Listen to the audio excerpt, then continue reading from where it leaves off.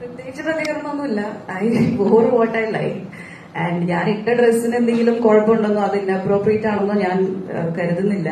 May be അത് ക്യാമറയിൽ കാണിച്ച വിധം ഇൻഅപ്രോപ്രിയേറ്റ് ആയിരുന്നിരിക്കാം. ബിക്കോസ് അവിടെ ഉണ്ടായിരുന്ന സ്റ്റുഡൻസിനോ അല്ലെങ്കിൽ I don't feel I wore a wrong dress. But അത് എങ്ങനെയാണോ പോർട്രേ ചെയ്തതെന്നുള്ളത് അത് എന്റെ കൺട്രോളിലല്ലല്ലോ. അപ്പൊ അതില് ഐ തിങ്ക് എനിക്ക് I don't have any role to play.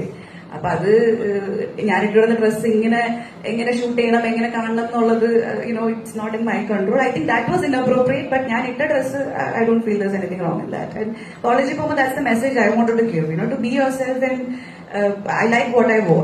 I wore what I like. So അത്രേ ഉള്ളൂ.